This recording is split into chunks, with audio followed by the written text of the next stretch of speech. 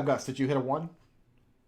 Connor's fine with that. Yes, after 18 rolls. 18 rolls. Lucius, So the 19th Sure. roll was a 1.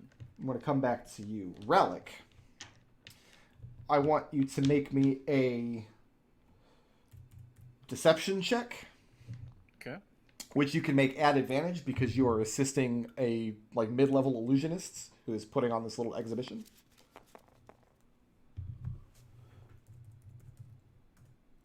All right, that's a 16 on die, and deception is +5, so that's 21. And I want a perception check. Okay. This is just a normal roll. That's a 17 on die, and perception is a +7, so 24. Look at you doing simple math. I'm jealous. I can't do that. Astounding.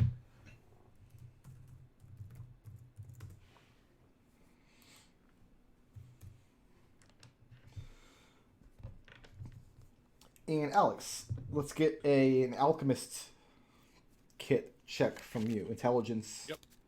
Alchemist kit. Double proficiency. Sorry, it doesn't have a switch. 8. So that's plus 14.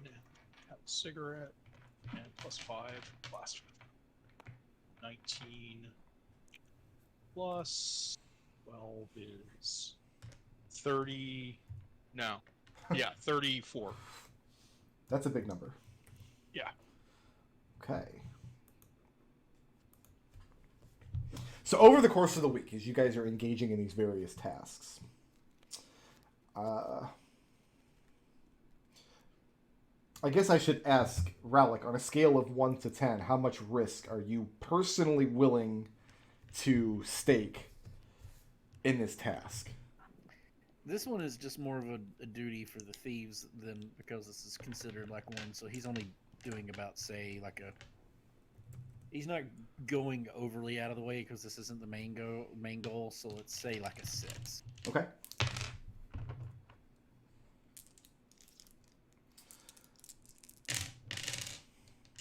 All right.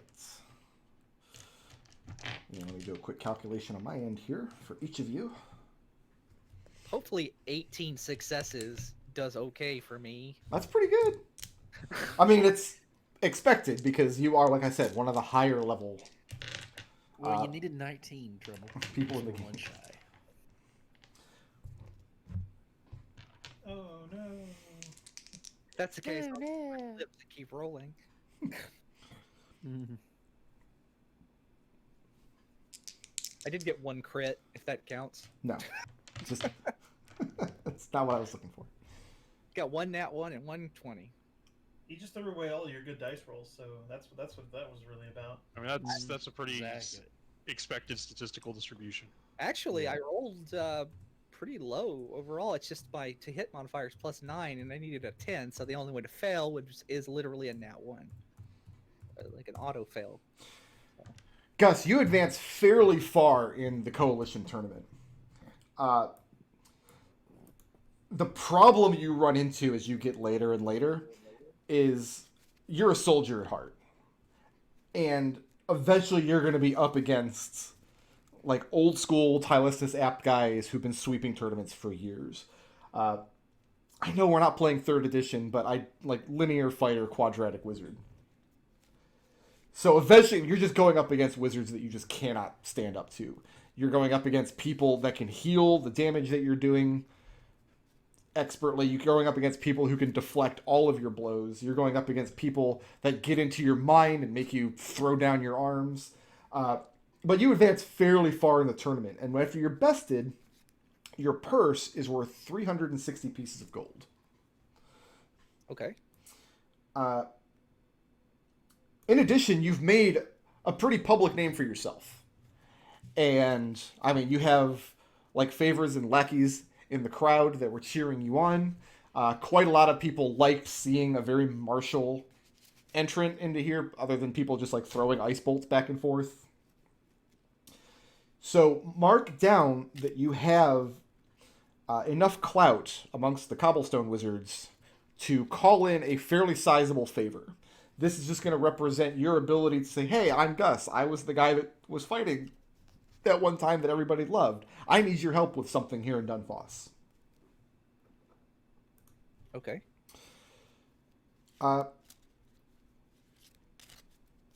Actually, I think I am going to have Connor make a roll. You're a ranger. Your spellcasting ability is wisdom, correct? I knew you were going to ask that, and I didn't bother to look it up.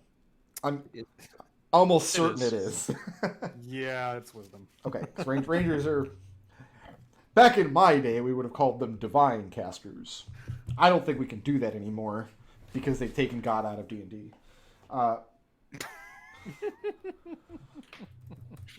Do me a favor, Rowan and- Jaffe would disagree with you, Brick Road. roll a wisdom check, please. If you Wisdom. you can make this wisdom healing if you're proficient in the healing skill. You mean the medicine skill? Medicine, yes. Wisdom medicine.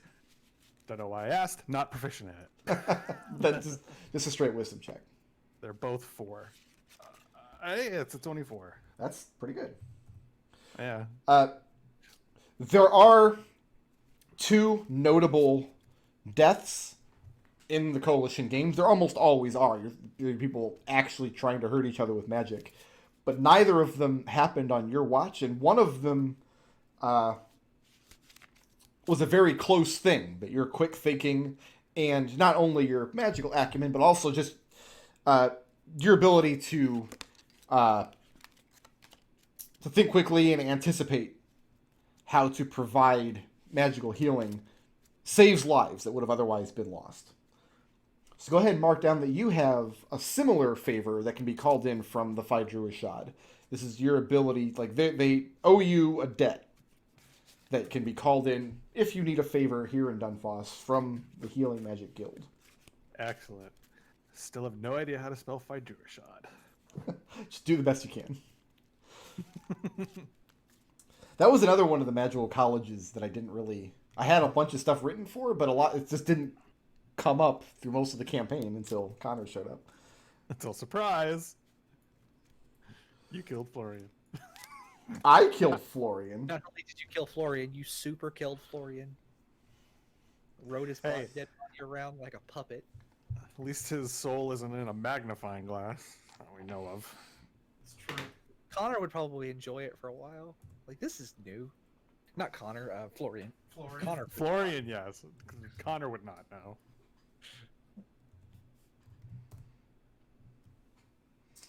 Assuming he's not screaming forever in torment.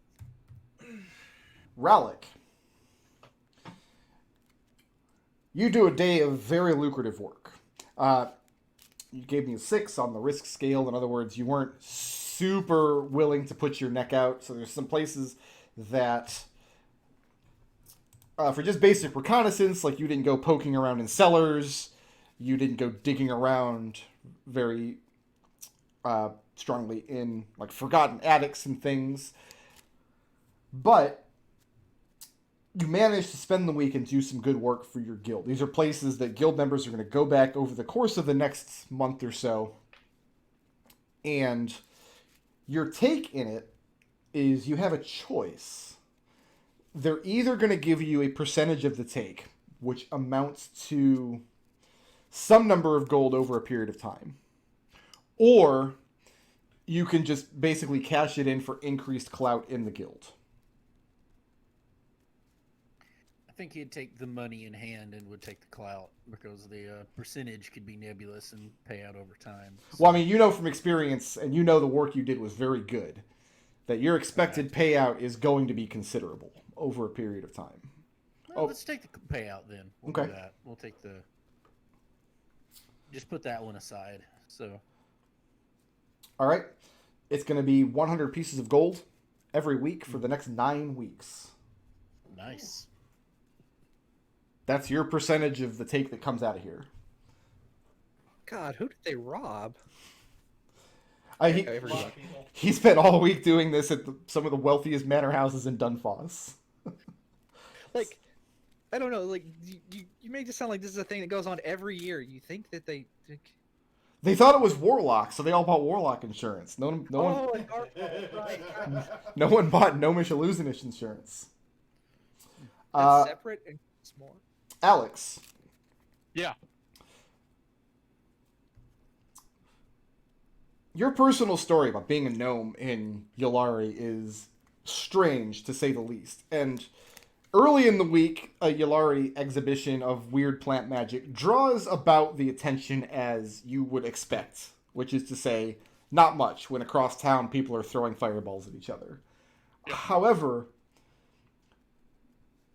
you do so well at it over the course of the week that by the end of the week, where you're demonstrating what can be done with these bizarre underdark plant life, your guild is extremely impressed, to the point where you have your Yulari high-ups kind of, we didn't think you were actually paying attention.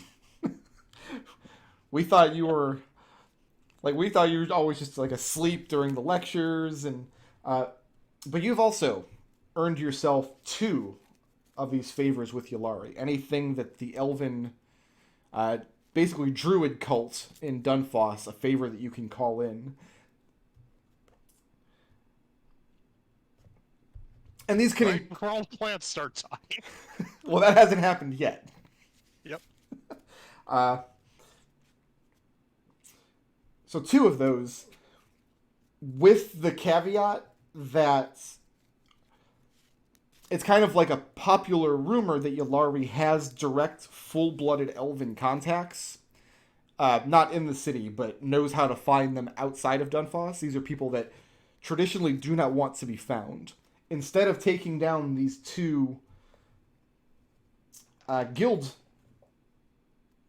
favors, you can call in 1 from one of these elven druids that lives in the shadows outside of the city. I have to make the decision now. Let's do it before we move on to the next thing. I'll take the druid. Okay.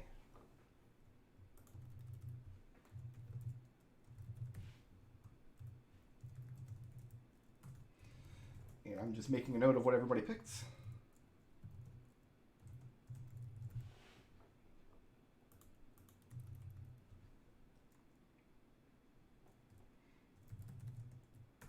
Sorry for the dead air, but I'm furiously typing here. Mm-hmm. The typing is incredibly furious. It's so angry. I mean, it's on a laptop, so you really can't. I don't know, actually. I don't know how much you can hear it. I can hear it a little bit, just soft thumping. It's not like my... I hate your keyboard so much. Have I ever told you that? I hate it. I hate it so much. I have nightmares about your keyboard. Like chasing me down dark hallways. Except instead of keys, they're teeth clacking against the floor. And I'm powerless to get away from it. Wow. And the whole time you're just above it, cackling in the darkness. You should buy your keyboards in bulk. Saves you money.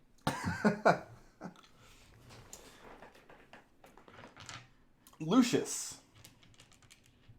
Here's what you learn over the course of the week. Well, let's have you do an investigation check. You're a detective, in theory. Allegedly.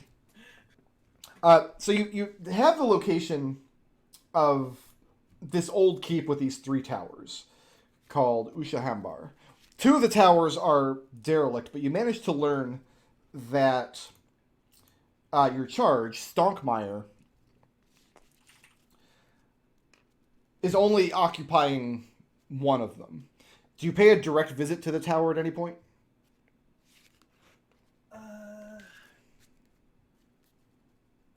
Yes, and I have spells that I could use to aid in the ability in the sneaking around of such. I have access to darkness. I have flight.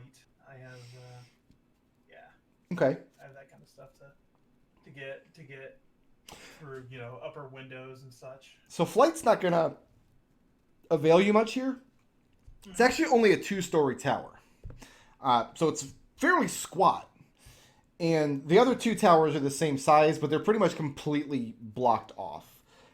Flying over the place, you're not seeing very much. All of the outer-facing windows are boarded up on even the one that apparently Stonkmeyer is inhabiting.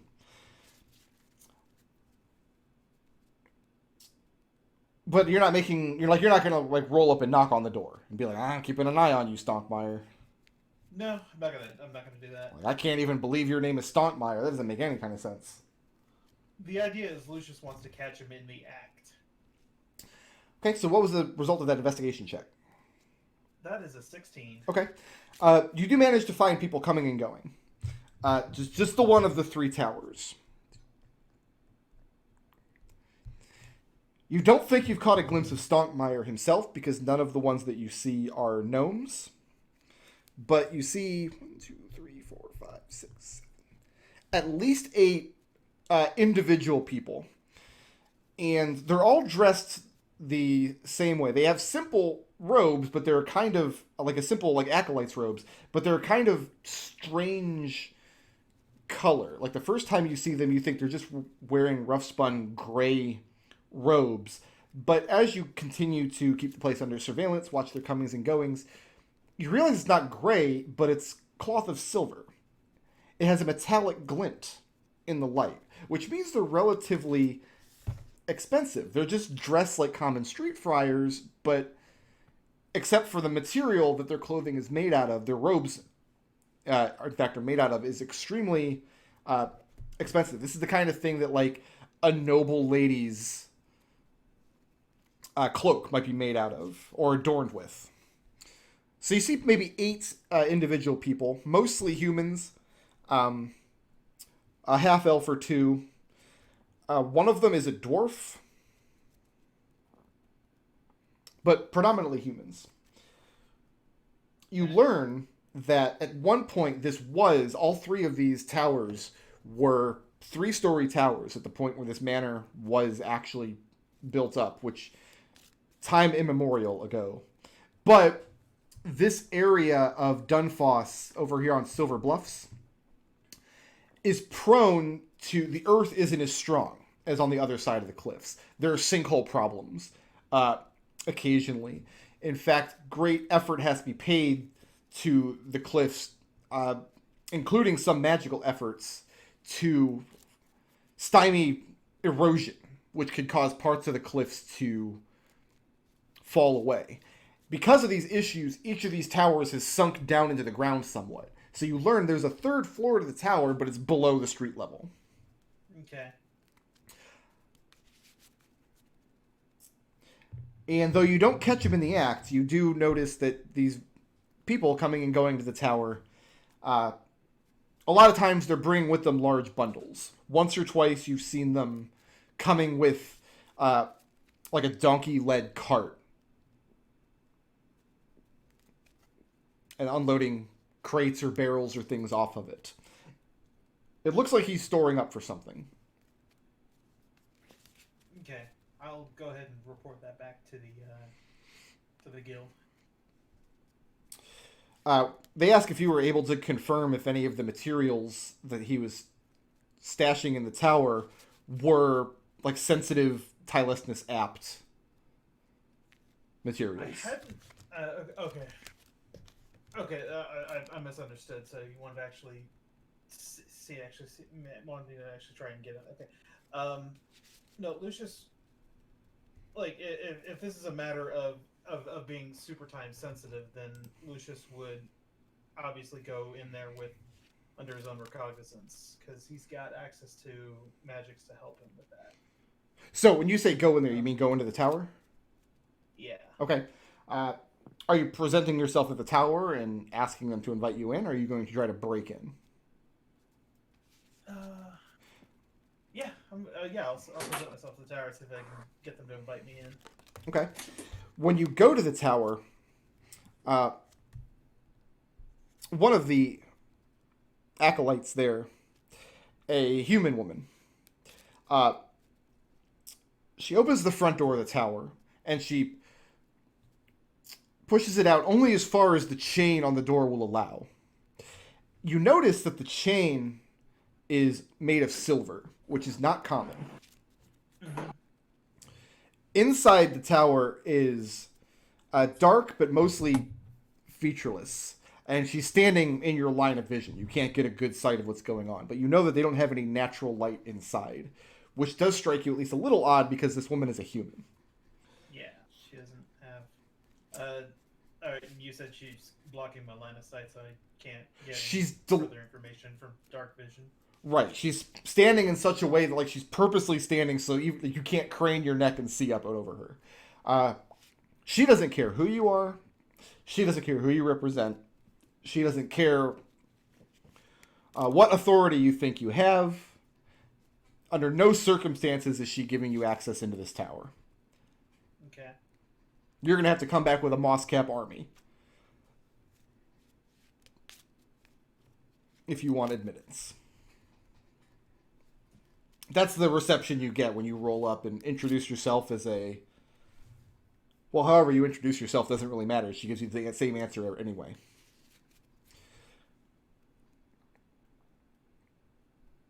The secrecy and the fact that they're all kind of dressed the same, and the fact that none of them outwardly seem to be immediately representing Tylestinus Apt, this strikes you as something more strange and more potentially dangerous than just like an apt radical trying to make off with some materials. You think there's something more going on here.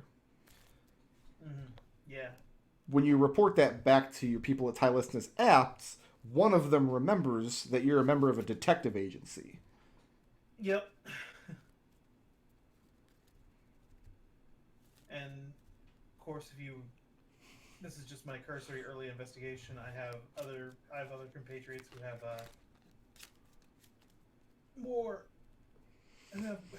more particular sets of skills that could be of assistance in finding there. We do have very reasonable rates. So are you going to charge them as a member of Flumph Inc., or are you going to continue the investigation in the capacity of a member of Tylestinus Apt? You can go either way on this.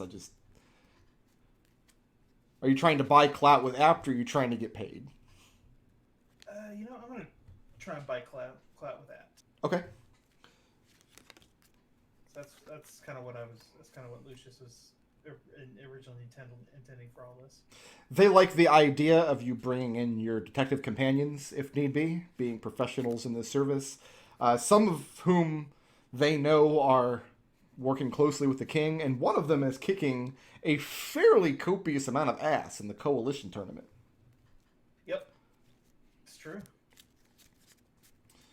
Do any of the five of you not want to embark on the adventure that Lucius has uncovered? Rallick's tied to the party, so he's going where they are.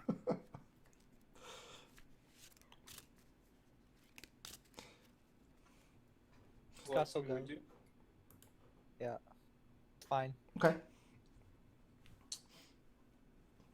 Oh, where's my spreadsheet? Where are you going? Yeah, right. Come back, spreadsheet. I didn't mean what I said. Ooh-wee.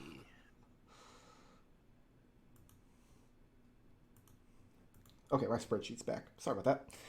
Hooray, spreadsheet.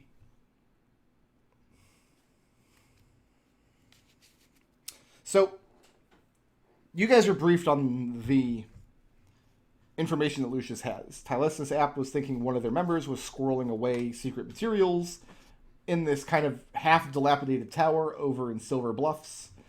And now they're interested in, first of all, ensuring that's not the case, and second of all, if there is something more devious that he's up to, at least keeping Apt's name out of it. If you don't put a stop to it, that's probably not their concern, as long as it doesn't get traced back to them. The problem is that Stonkmeyer is a member of Tylestinus Apt in good standing, theoretically, who has relatively well known, especially in Gnome Town. So if he commits some incredibly dastardly crime or blows up half of the city, people are going to think Apt was involved. We can't have that.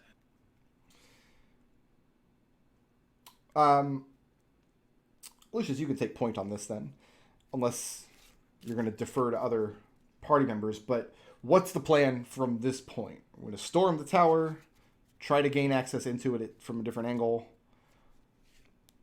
So it looks like they probably have people on watch at all times a day, so... You personally haven't seen Stonkmeyer himself, that you know of, because he was described to you as being a gnome, and you haven't seen any gnomes coming or going. and you haven't identified a time of day when the tower wasn't staffed with at least a small handful of people. So yeah, there's no time where you'll be able to find the place empty at all. On the plus side, they don't seem to post guards outside. As far as you can tell, your movements outside the tower are not being monitored or watched in any way. No access from the top floor down. Not unless you're going to break something. Okay. I have no so yeah, there's no trapdoor on the top of the building, which Lucius would have scouted at some point. You're going to fly up to the roof? Yeah. Are we going to land on the roof or just kind of fly around and investigate? I want to know, how tactile are we getting here? Lucius will land on the roof. At what time of day? Night. At night, okay. Yep. So the roof of the place has been rebuilt. In fact, as you get really close and you're kind of examining the outer tower, all of the outward-facing windows are boarded up very, very well, to the point where you can't see into the tower at all, and lights from the tower can't escape. You see where a lot of repairs have been done, where stones have crumbled or fallen away around the base of the tower that have been shored up. And the roof of the tower is actually a different color and material than the other two towers of this keep, having been rebuilt fairly recently. And you land on it, and I mean, you have these amazing hands that you can like touch things with that are actually that's amazing. that are actually your hands, I think. Yeah, no. I love it. I love the situation. Here's the interesting bit. As you land on this tower, no, you don't find a trapdoor. You don't find a way in. And you're thinking, well, you know, that's not necessarily a deal breaker. Like, Alex can build me, like, a giant fireball gun, right? And then I can just blow a hole in and... But getting down to examine it with your hands, and you kind of put your hand on the roof of the tower, and you realize there is something keeping your hand from actually touching the roof. It's as though the roof of the tower is enveloped in a paper-thin force field. So instead of feeling the material the roof of the tower is made of, and the same thing with the walls after you check them, the outside walls, and even the boards over the windows, instead of feeling the stone or the wood or the slate, it just feels like you're touching something smooth and cold. Make me an Arcana check.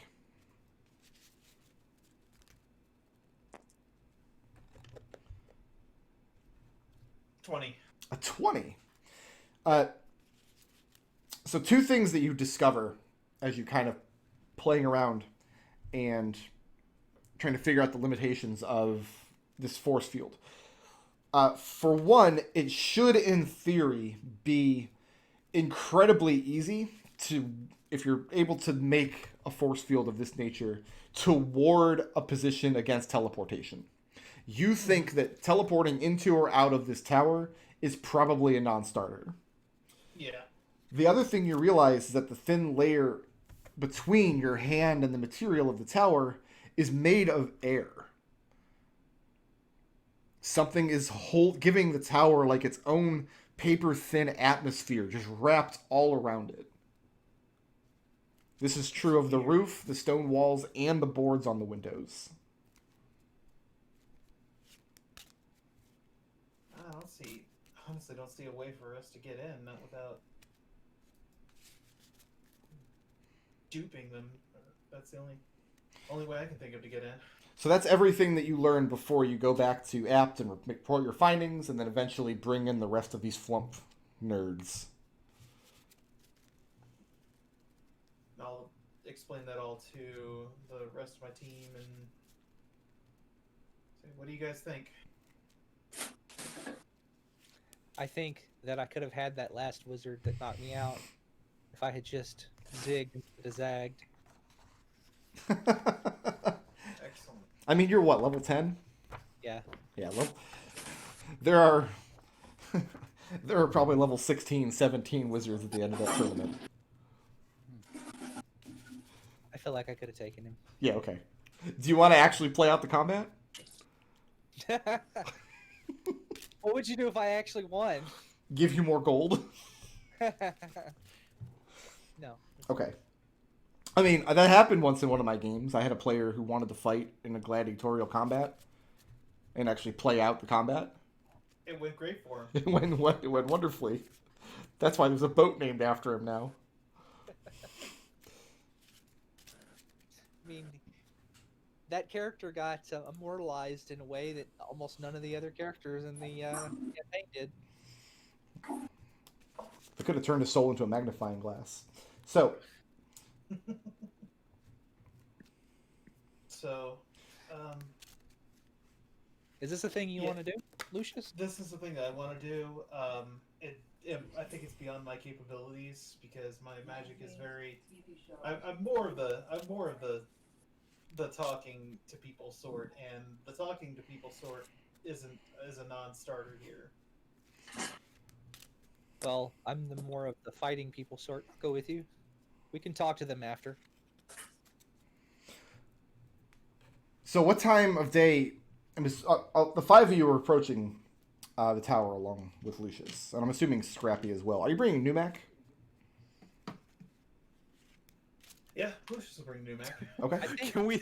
Is there anything we could do with him where he doesn't get in trouble somehow? No, he has to come with us. Yeah. we could pitch a tent on the ground in front of the barge. Tell him to stay in the tent and to not engage anybody. But if somebody attacks Linda or the barge, then kill them. That way, I mean, yeah, Lucius could order him to be stationed on the barge and not come with you guys. That's absolutely. like he doesn't Something to have to. You just have to be specific in what we want from him. We don't have to bring him with us. I don't think. No, I think it's fine. I think it doesn't. I don't think it. I think we can. I think we can trust him to not like fly off the handle if he's with us. Okay. So going over to Silver Bluffs, there's two ways to get there. One would be to come from the north, around where the entrance to Broken Wall is, coming down south through West Harbor. Mm-hmm.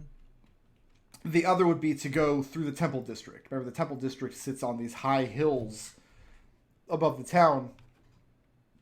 You could go up into the Temple District, and there's a couple places where stairs come down from the hill, descending down into Silver Bluffs.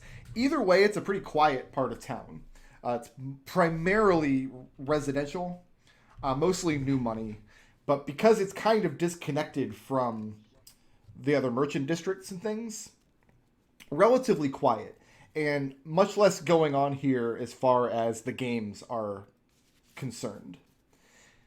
As you're approaching, as you're coming down the stairs from the Temple District, there is a big demonstration going on behind you as some acolytes of Osprem are showing off like localized rainstorms and things, some of their weather magic that the Circle of Rains would commission. The earth beneath your feet starts to jerk. It's not a powerful earthquake. Buildings aren't collapsing around you, but it's enough to disrupt the demonstration and enough to get the crowd around here and the people traveling back and forth through the Temple District to stop for a moment with trepidation and take cover. And it only lasts for a few moments. And then it stops. Did anybody else feel that? Oh, everybody else felt Nice. that. Nice, sir. Yeah. Remember the last time we had to deal with something underground? They wanted to blow up part of the city. I'm having a bit of deja vu here. We stopped that, didn't we? Somebody tries it once doesn't mean they won't try it again. Fair enough. Hey, Brick, did we have a long rest? Like all the spells we've cast during the week? Yeah, absolutely. You guys can... Should I roll a die? Yeah, you probably should. Just to be consistent. The 3. Okay. Yeah, you can go ahead and refill your... in fact, over the course of the week, I mean, I don't think anybody was low on hit dice or anything, but That's enough long rests uninterrupted in a row. Nothing has been pressing on your body or your intellect too much this week. So yeah, go ahead and fill up your resources and things. And you had a chance to retrieve 2 healing potions from from your druid friend. You guys already put that on the sheet? I did not. I will then. Then How where did is- you? what's up? I was just gonna ask. Did Alex reset his infusions to what we had before the games? Yeah. Yeah. Okay. Yeah, I'm just making sure. managing my infusions right now. The only one that someone else has is the +2 bow. Right. Who has that? You do. Scrappy does, weirdly enough. +2 ballista on his back. So what I'm thinking is I can't actually make direct contact with this structure because it's like shelled in its own. Like, think of it like a blanket of air just completely covering this thing. A blanket of solid air. You remember back in the day in Elder Scrolls 3 when you enchanted an item and it just looked like it was wrapped in glowing saran wrap? Yeah. That's what I'm envisioning right now. Well, have you tried going in the front door? They've likely got watches inside because I approached and they had a chain on the door. Made of silver, very strange. Is there a window higher up we can get in through? There are several. On the bottom floor of the tower, where the front door is, there are 2 windows facing the front, and one around and facing the back of the tower. On the second floor up, there are 3 windows kind of triangulated around the outside of the tower, all of which are heavily boarded.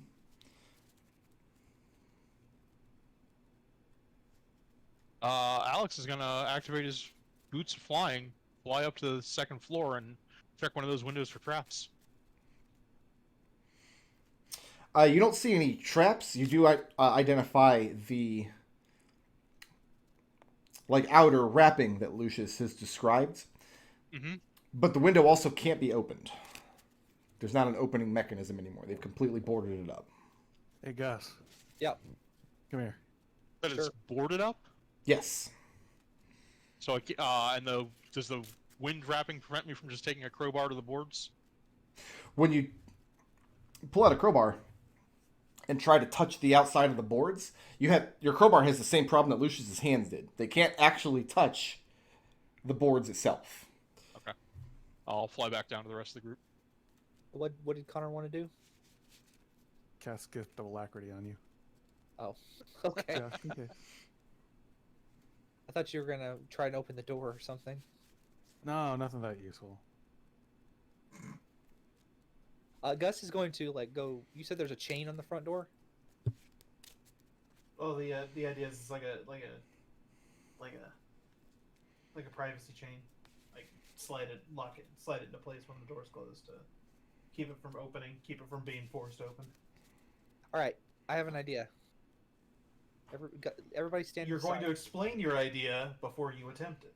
I'm gonna knock on the front door. Before we go any further, I do have to make a correction. That's my apology. I misread my adventure here. It's not a 2-story tower. It's a 3-story tower. And Lucius, you have heard of a 4th story that is sunk in the ground. It was originally 4 stories. The 4th story is now below ground. So when you go into the door, you're going into the 2nd floor of the tower that's at ground level. I'm guessing it was renovated to make that accommodation. It must have been, because otherwise it means that the tower would have had a door on the 2nd floor, which doesn't make any sense. Keeping in mind, though, that this would have happened a very, very long time ago, and it could have been done by any number of people over a long period of time. The other 2 towers to the keep have a similar feature, where the towers are partially sunk into the ground, but they're not dilapidated, so in order to make use of them, they had to construct doors on one of the on one of the upper floors. Mm-hmm. But no, I'm going to knock on the front door. Like, I'm going to shoo everybody to the side where they can't be seen. And I'm going to knock on the front door. There's no response. Okay. I'm going to reach down and grab the handle and try to open it. Reach down and grab the handle. Let's get a strength saving throw from everybody. From everybody. Everybody? Everybody! Okay, because, you know, in case it's not clear, it's only... It's literally only All good. right, so Alex gets a -1, Ooh! and Why am I Scrappy confused? gets a. Why am I proficient in saving throws? Oh, please tell me these are against plants 13. that are magically created. No, in fact, you have to leave the game now. I'm Oh, sorry. Okay. I'm sorry. I can't. Mine's a 10. It's an 8. You're looking for a 12. 12. Yes. Scrappy makes it. All right. Nope, I got a 10. Numac also failed it. If a second stronger shake occurs just as Gus steps up to the door. Gus, you don't think reaching for the doorknob caused it, but you've seen stranger things. Anybody who didn't pass that save is knocked prone as the earth under your feet shakes more and more violently than it did before. And in fact, this is exactly the kind of thing that they need to not happen in Silver Bluffs. Because they have sinkhole issues, and a big enough disturbance could cause entire parts of the cliffs and the city's outer wall to collapse into the ocean. That would be bad. Okay, so I didn't... What kind of door is this? Like, how sturdy looking? Sturdy looking wooden door. Like, does it look like if I kicked it square, I could knock it off the hinges? Well, if you kicked it hard enough, probably, and it's not magically fortified or... Well, I'm gonna reach for the door again, and because I don't think it, like I said, I don't think that caused it, so I'm gonna try again. So, If we while start- you're doing that, Alex is going to stand up. He's going to activate his magical boots and start flying an inch off the ground. And he's going to pull out his lantern of revealing, pour oil into it, and light it and inspect the outside of the tower for anything invisible. Anything invisible? Yeah, What it just happens reveals invisible objects in the lantern's light. under the lantern of revealing, it actually has the opposite effect on the tower, where you can see the tower clearly. When you shine the lantern of revealing on it, it becomes a very opaque, dark gray that looks That's a wind wall, maybe. that looks uniform across stone and the windows downstairs, with a small break around the front door. Make an Arcana check. Yep. Day 19. Yeah, the lantern is revealing whatever invisible force is holding that like air gap to the wall that Lucius discovered, and in doing so is making the tower opaque. Go ahead and take an advantage on your next attempt to open the door, because Scrappy's going to give you a hand. All right, Gus is going to make a running. He's gonna make a run at the door and kick it open. Try to kick it open. All right, can you please give me a strength athletics check? A strength athletics check. That is a 22. 22. You throw your shoulder into the door, and Scrappy throws his shoulder against the other side, and it buckles inwards somewhat. Not enough, like the whole thing doesn't splinter and fall in, but enough where now you'd be able to pry a board away from it. When this happens, Alex, you notice, still holding the lantern, that the area close to where Gus and Scrappy have damaged the door is no longer protected by this air gap. They've disrupted the magic in and around the door. This means you should be able to get your crowbar in there and do some damage to it. I'm going to hand Gus the crowbar, and I'm going to mount the lantern on Scrappy's hook. All right. Time for some crowbar in, I guess. All right. And it only takes a couple of minutes to put a hole in the door big enough to reveal the lower floor of the tower. A black square. A giant black square. Because we still have the lantern of revealing on there, and there's an invisible fog in the entire dungeon.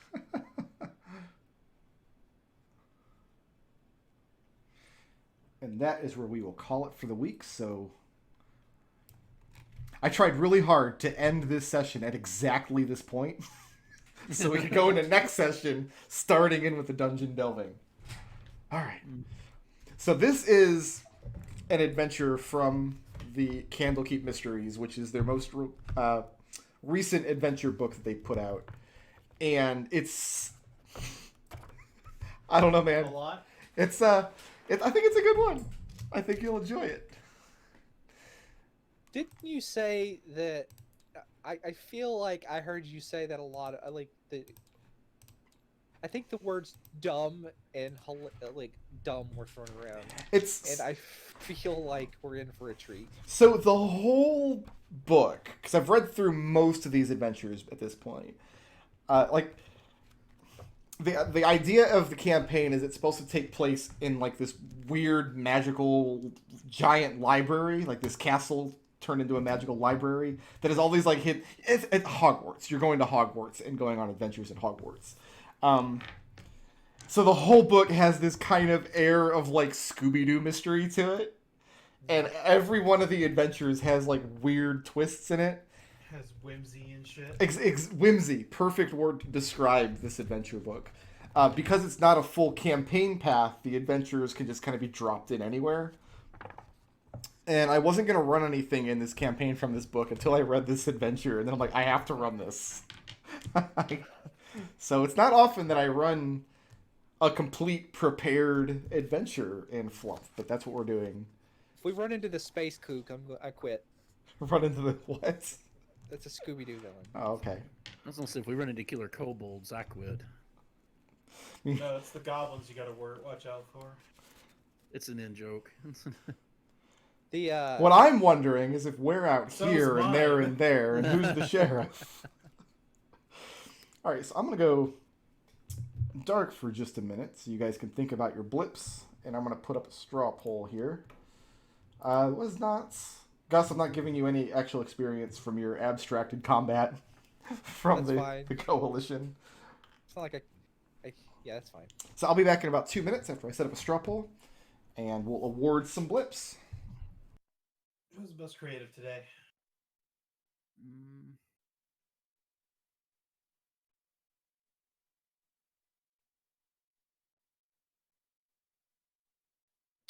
I can't think of anything. Yeah, normally I've got one, but it's just drawing a blank for me right now. Like,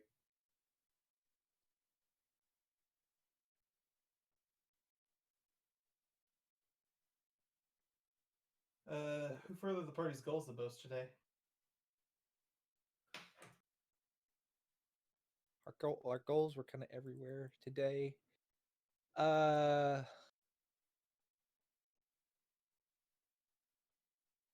I'm gonna suggest Rallick for setting up the meeting with the king and the signer. Yeah. That was the actual like thing that had to happen. mm-hmm. All right. Who's the baddest today? I mean, Gus almost won the tournament by himself.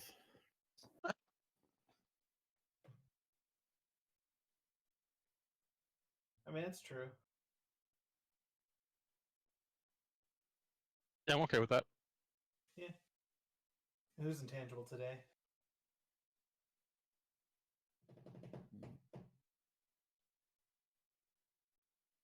And I am really just drawing a blank about everything we did today. You guys have Holy crap. last week too. Well, yeah. Oh, it was yeah. We do Yeah, have it last week. So last week, if we're going to include last week, intangible Yeah. needs to be intangible needs to be Connor for the whole conversation with Oh yeah, that was what's a his thing. face, Ulsus Nin. Yeah, I think that needs to be Connor. And yeah, last week, and then the Yeah. first one, For creative. creative needs to go to Lucius for you did a very good job coming up with. You did a good job playing out the being responsible for the front facing customer support, and I do want to reward you for getting better at that over the course of the campaign, because it does take a creative mind to think of things to say. I mean, let's not go crazy. Like, my brain doesn't words very well. I said better. I didn't say you were good at it. No, I'm just kidding. I'm sorry. That was mean. I didn't mean it to be mean. No, it's fine. Words are hard, guys. That's what the moral of this campaign is that words are hard. Wording is difficult. I'm kind of upset that passing 18 18 rolls wasn't enough to completely sweep the entire tournament. I told you needed 19. Realistically, I could have rolled 100 and not would have swept the thing. Quadratic wizard. Quadratic wizard. Throws quadratic equations at you and forces you to solve them with compulsion.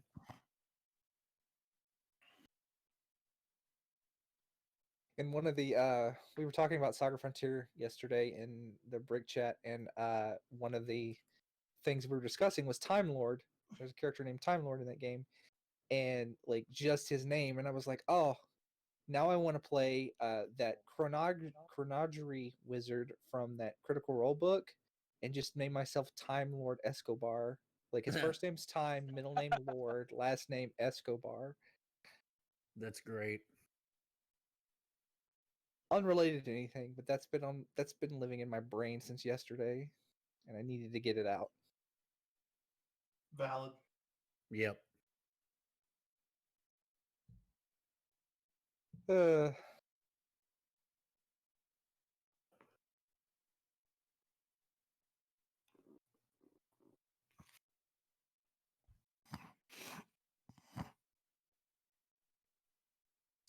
yeah. Alrighty. Hopefully, I was able to navigate things decently enough for everybody. I apologize if I seemed a little brain dead today. No more than usual. You're fine.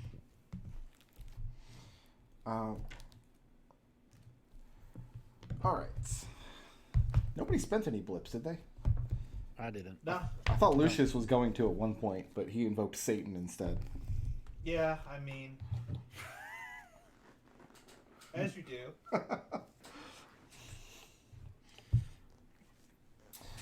Alright, who wants to go first? I'll go because mine's quick. Alex. Yep. I've got lawful neutral. Always be sure to take the law into your own hands, but no further. For agreeing that Deadeye wasn't going anyplace good, so that contract seems to have worked out for everyone. Okay. I've got one dating back to last week and part of this one. I'm going to do... Sorry, let me get over to it. I'm going to do the ideals, or, well, I'm going to do the flaw for him not even caring when he put the chains on his hand and just thinking like that was the most common thing in the world. I'm the one doing the con. I'm always at least 3 steps ahead of the game in any wits. And then also for kind of putting himself between... letting himself get in this situation between the two of them. And ideals, the game is everything. I live for winning, do whatever it takes to achieve my goals for basically the whole thing with 10 cells. It's like, and that whole conversation, it's just part of the game. So, this is 10 years or so ago. I don't know if people still read webcomics anymore. I still read a couple. One of my favorites is Gunnar Krigg Court. And there was a subplot where this happened to one of the characters. Like, the evil magic dog guy put, like, this magic bracelet on somebody's hand with the stipulation of, if you do this thing, this is going to snip your hands off. And I was like, that sounds awesome. I doubt he actually does it. And then he didn't. So I've had hand snippy blue balls for 10 years. I can worry about you sometimes. There was also a really terrible Planescape novel series where I forget, like, this character had this done to him, and then he actually got his hands snipped off and replaced them with daggers, but I don't remember the name of the book, and it wouldn't be worth recounting anyway because they were horrible. The story of old Dagger Hands. Good old Dagger hands. old dagger hands. Dagger hands, McGee. Dead-eye Dagger dagger hands. hands. Deadeye dagger hands. Dead-eye dagger hands. Good goal. That was a good one. I mean, if you think about it, Deadeye, Rallick, that wasn't even like the worst thing to happen to somebody serving aboard that ship. Like one of the captains like got kidnapped by devils and had his brain put in a jar. It was a big ordeal. That seems fake. All right, who's next? I can go. From last week, I've got and at the start of the session this week, my companions are my support structure, and I must do what I can to protect them. Which is, I'm including Linda in this for going out of our way to look for her. Like she disappeared 2 weeks ago, blah blah blah, and then spending a not considerable amount of resources to find out she's just in the castle. I mean, I expected you guys to go see 10 Sales like almost right away. I mean, like, realistically, if you tell us one of our people is missing, do you really expect Gus to go play political or just go look for the person that's missing? There was a moment where I was furious and like, oh my god, I can't. Like, yeah, we established this thing in Linda's backstory 8 months ago. I must still have a note about that somewhere. Anything else? The video for the last 2 weeks. Half of a video. Well, for the one from previous. Just keep it on my lip. Did you update? Did you upload just the last week's stuff, or you're gonna combine it with this week's as well? I put two. It's two separate playlists, but I put a note on the one saying Rick had weather. It was my weather. Like, oh, there's that weather I ordered. It wasn't like the whole state of Florida was embroiled in thunderstorms or something. Listen, this is Basically, what happens. you did order that weather by saying, I don't know if you can hear my thunder or not. He got the Prime free shipping. Oh my Excellent. god. Who's next? next? Day delivery. Oh, same day delivery. Who else wants blips? Nobody? I want blips. Lucius. I have my alignment, lawful neutral. Take place in society, work well for your fellow people, take care of your own. For his misguided, if well-intentioned attempts to help Mr. Third Party back onto his feet.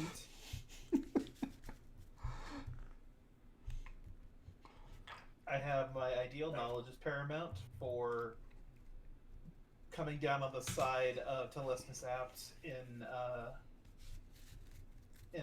guarding knowledge jealously, basically. I gotta admit, I expected that to go the other way around. So I had to cast Stonkmeyer as a radical instead of a traditionalist, which I wasn't expecting to have to do.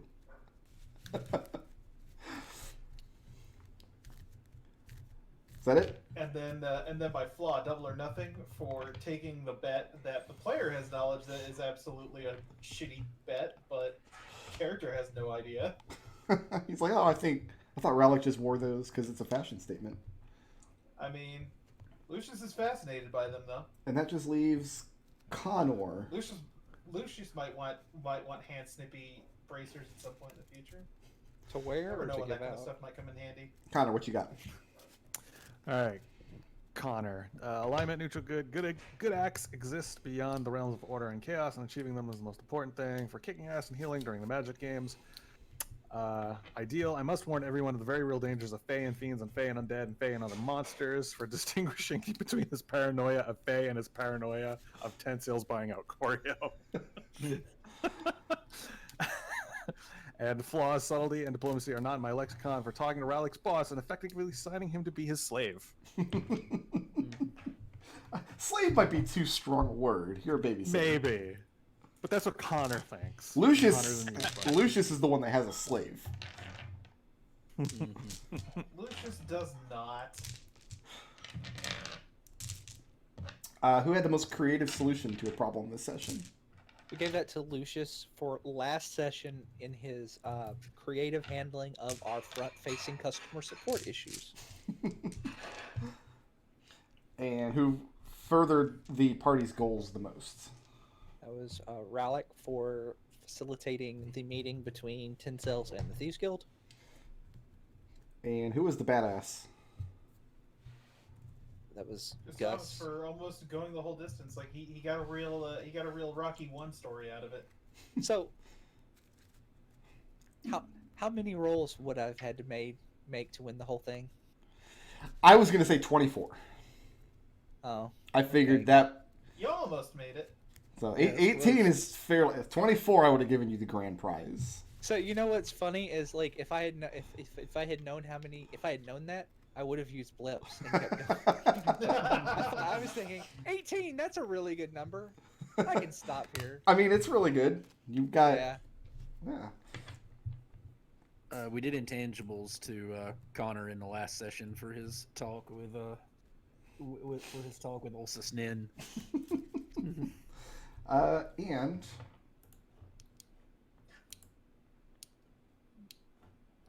Lucius in the poll this week. Really? Thank you, everyone. All right. Lucius, you're at 3 blips. You just earned 5. Blips are worth 700. Yeah, I'm going into next session with 6. Okay, so you're rolling over 2.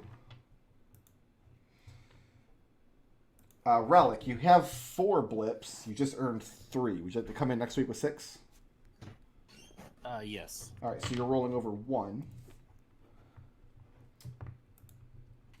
Alex only earned 1. Connor, you have 5 blips. So you earned 4. You're going to come in next week with 6? That is correct. Okay. So you're rolling over 3, and then Gus earned 4. And has to roll them all over. I think that covers everybody's everything. So we come in next week. We have what I have deemed to be... It's not the dumbest adventure in the book, because I don't think you guys are high enough level to do the actual dumbest adventure in the book. But... Oh, so you're giving us the diet dumb. I mean, like... Okay, let me try to qualify this. Like, we've all seen dumb D&D adventures, and we've played in some, for sure, over the years. This one, it's like... It's more quirky. I don't know, you have to give me your input, what you think, but... If it was really too dumb, I wouldn't want to run it. But it's just dumb enough that I think it's a memorable adventure. I mean, we're not. It's not like we're Game of Thrones over here. We Discworld. Much closer. Like- This is like you could write a Discworld novel about this adventure, and it would fit perfectly. Like we're like at best like guards at best. Much closer to Pratchett than Martin. Yeah. All right, and that's gonna do it for this week. Going to next week with this dungeon. I guess qualifies as a dungeon, kind of. Maybe not a full dungeon, but. And that's it. Thanks everybody for playing. I'll see everybody next Sunday. So yeah. See ya. Later. See ya.